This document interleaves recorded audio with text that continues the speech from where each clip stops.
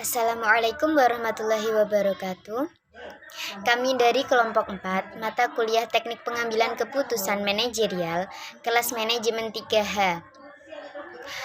Selanjutnya, perkenalkan kelompok kami. Yang pertama yaitu saya sendiri, Fitriatus Solihah, Inka Beta Malinda, Faudila Kemalawijaya, Lisdia Disalis, Vina Nikmatul Maula, Devi Apriliasari.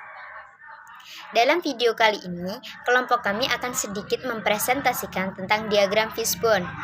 Diagram fishbone adalah diagram dengan bentuk yang menyerupai tulang kerangka ikan. Dalam konsepnya, diagram fishbone digunakan sebagai metode untuk mengidentifikasi serta memecahkan suatu masalah. Diagram fishbone dapat digunakan dalam usaha bentuk manufaktur atau industri jasa pemasaran. Seperti yang akan kelompok kami contohkan, pengambilan diagram fishbone pada jenis usaha yang berbentuk jasa. Jenis usaha yang kami pilih adalah Warkop Wifi Sujoko. Yang untuk berikutnya yaitu place. Place di sini mencakup 3 bagian, yaitu lokasi, fasilitas, dan kenyamanan. Pertama, untuk lokasi. Lokasi di warung wifi ini berada di wilayah pedesaan, dan untuk menjangkau warung wifi ini harus memasuki gang terlebih dahulu. Yang kedua adalah fasilitas. Fasilitas yang ada di warung wifi ini yaitu beberapa colokan listrik, bangku dan kursi, dan juga tempat untuk lesehan. Yang ketiga adalah kenyamanan. Karena kurangnya fasilitas memungkinkan para konsumen atau pengunjung yang ada di warung wifi ini merasa kurang nyaman, sehingga mereka lebih tidak lama berada di warung wifi tersebut. Untuk selanjutnya akan dilanjutkan oleh teman saya. Saya akan menjelaskan tentang proses. Proses membuka usaha wifi di kampung atau desa merupakan salah satu peluang usaha rumahan yang menguntungkan. Apalagi saat ini orang-orang sangat membutuhkan koneksi internet untuk bekerja, belajar untuk sekolah, dan game online untuk anak-anak. Membuka warung wifi tentunya tidak mudah, melalui banyak proses. 1.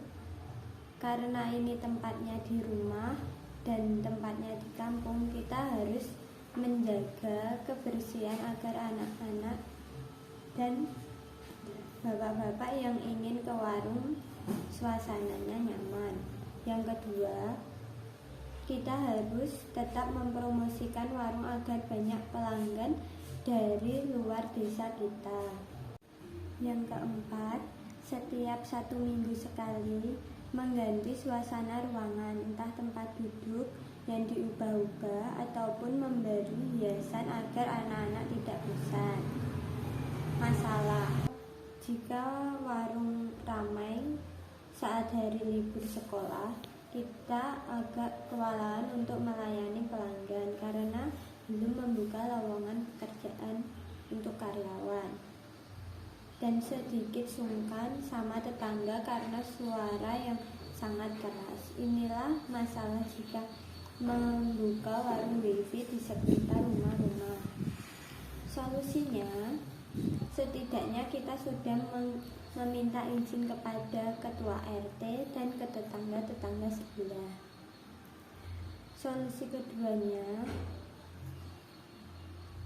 kita harus memasang peredam suara agar ketika warung ramai tidak begitu kedengaran dari luar. Presentasi akan dilanjutkan dengan teman saya. Baik, saya akan menjelaskan tentang people, pemilik dan pembeli di warung wifi. Biasanya di warung wifi, pemilik memiliki kebiasaan buruk, yaitu lupa untuk mengecek stok makanan dan minuman yang ada di warung. Dan si pemilik warung juga terkadang menanyakan hal yang tidak penting kepada si pembeli. Dan terkadang si pemilik warung juga tidak segera membereskan bekas atau sisa makanan dan tempat makan dan tempat minum yang setelah dipakai oleh si pembeli. Dan di warung wifi pemiliknya masih menggunakan single karyawan karena dirasa kurang atau belum begitu memerlukan karyawan, karena warung wifi yang dikelola tidak terlalu besar atau masih dibilang sederhana. Selanjutnya, produk. Jenis produk yang disediakan oleh pemilik wifi sedikit hanya menyediakan itu-itu saja sehingga membuat pelanggan menjadi bosan. Oleh karena itu, penjual seharusnya atau hendaknya untuk selalu menyediakan stok yang melimpah atau yang banyak. Seperti halnya juga menyajikan makanan atau snack atau makanan ringan yang dapat dipilih oleh pengunjung, atau juga bisa menyajikan makanan berat sehingga pengunjung tidak merasa bosan dan bisa menikmati dan merasa nyaman di warkop wifi ini. Selanjutnya, kendala jaringan wifi. Terkadang kendala jaringan pada jaringan wifi Sujoko ini mengalami kelambatan koneksi. Oleh karena itu, tidak jarang banyak pelanggan yang memilih untuk meninggalkan warkop ini karena ingin mencari koneksi wifi yang lebih cepat. Nah, oleh sebab itu, penjual harus lebih cepat tanggap dan sigap untuk mengatasi masalah seperti ini. Jadi seharusnya penjual mengambil jalan pintas, yaitu bekerja sama dengan pegawai Telkom atau pegawai listrik jaringan wifi untuk membenahi jaringan sewaktu-waktu terjadi kelambatan koneksi, sehingga membuat pelanggan lebih nyaman dan betah jika berada di warkop Sujoko. Selanjutnya saya akan melanjutkan promosi dibagi menjadi dua. Yang pertama, person to person. Metode pemasaran jenis ini merupakan cara klasik. Memang benar ketika pelanggan yang berbicara dalam menunjukkan hasil akan lebih nyata dan dapat dipercaya oleh publik. Tetapi cara ini lama dan kurang efisien, sehingga perlu diimbangi dengan metode pemasaran lain seperti iklan, promosi via media sosial, dan pengadaan event. Yang kedua, ada minim media sosial. Usaha yang menarik ini sangat cocok menggunakan saran promosi digital karena konsumen yang melek digital akan lebih mudah mengetahui dan mengenal siapa kita apabila kita aktif dalam dunia maya. Oleh karenanya, pembuatan akun Instagram dan Facebook serta media sosial lainnya sangat berpengaruh. Owner juga harus aktif membuat konten yang menarik serta rajin mempertunjukkan kemajuan dalam usahanya. Terima kasih. Oke, untuk selanjutnya yaitu price. Kali ini kita akan menguak price harga yang ada di warung wifi Pak Joko. Warung wifi Pak Joko merupakan sebuah tempat yang sangat rekomendasi. Karena kenapa? Di warung tempat wifi Pak Joko, lokasinya sangat strategis, sangat aman dari gerebekan Satpol PP, yaitu di dalam lingkup pedesaan atau kampung. Berhubung sekolah masih banyak yang menggunakan sistem pembelajaran online, menambah nilai plus bagi warung wifi Pak Joko.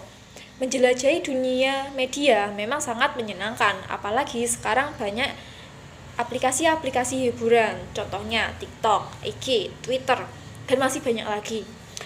Menghabiskan waktu sambil menjelajahi dunia media memang sangat menyenangkan, apalagi ditemani sama makanan ringan atau minumannya.